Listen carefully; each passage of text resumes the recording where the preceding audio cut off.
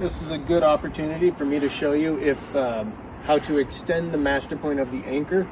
If I have a large ledge here, I just topped out of my climb, and I have to build my anchor way back where there's good gear, but I still want to see my climber and have good communication and then be able to belay and do everything that they need to do. So I can actually use the rope to extend my master point down.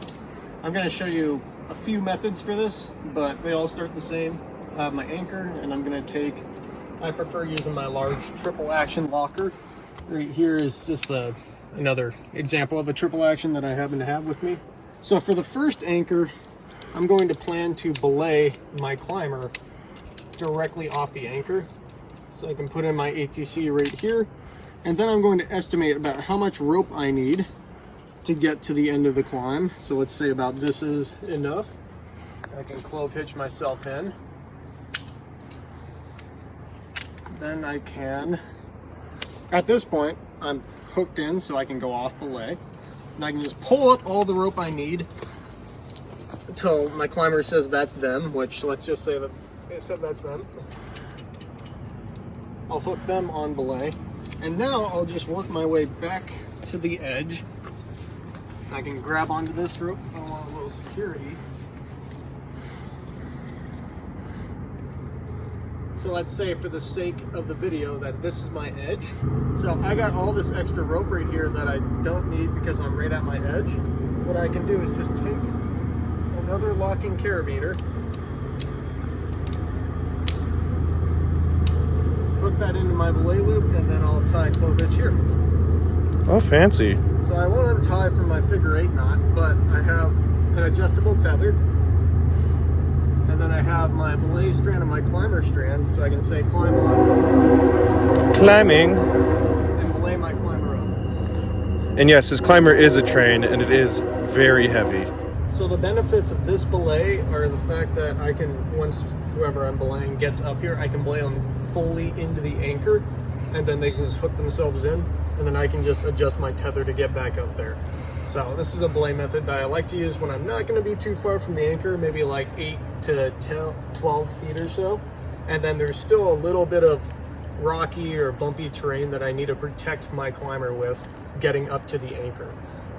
So for this next belay system, I'm going to show one where I generally use it when, again, the anchor is far back, but the terrain from the edge of the cliff to the anchor really isn't that big of a deal. And so we can essentially, once we get a little bit back from the edge, go off belay and walk to the anchor. So it's just need to extend my master point out. So I come in here, flip into my anchor, and I can just walk back. I can give myself a hand belay if I need to. If I want a little more security, I could also just clip into my belay loop here with a mounter hitch. So now that I got a mounter hitch, I have a full-on belay to approach the edge with. If I have to use a mounter hitch to get to the edge, I generally won't go for this belay system. Generally, I'm comfortable enough to stand a body length or so from the edge, and I'm still on belay down lower, but without needing the security to go down. So I can just pull out extra rope, a little bit more than what I need. And then I'll take 2 strands on either side and tie a BHK. There we go. And now that locks off the system. So I can just hook on my belay device and belay my buddy off of that. And then I'm tethered via the back of the knot. The same deal, if I don't like how much rope I have, I'll just clove hitch to my belay loop. And then I can load my rope up and then belay up just like this. Once both of us get to the anchor, then we can just walk over to the next anchor and the next pitch, even going completely off belay and gathering everything up. All right, so this final belay system is if I want extra security, like my own self belay, getting down to the edge of the climb, and I also need to extend the master point, and then when both me and my friend are at that lower master point, we want some security going up to the anchor. So there's actually a couple different ways to do this, but I think the cleanest way is to, on my triple action here, I'll tie a mounter hitch. And then I'm grabbing the back side of the mounter hitch so I can use that to belay myself out.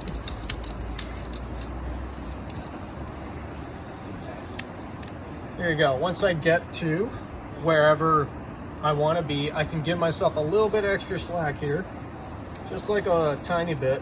And then with those 2 strands, or 4 strands, I'll again tie that BHK.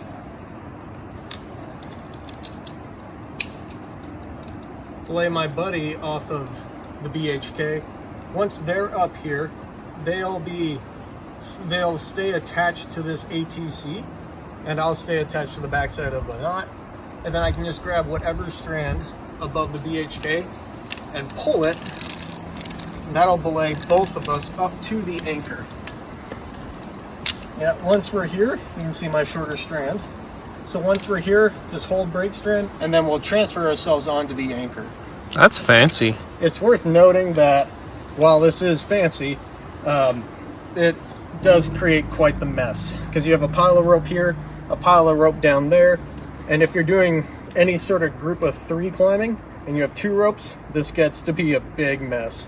So it's definitely worth, once you get to the anchor and everyone gets transferred onto it, just doing a complete reset, stack all your ropes, do everything you need to just basically start climbing again.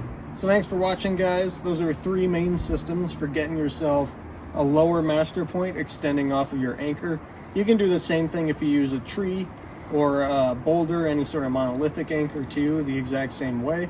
And if you want to see a specific video about that, I can make one for you. Just leave a comment. Please like and subscribe, and I'll see you guys in the next video. The butterfly says smash that subscribe button.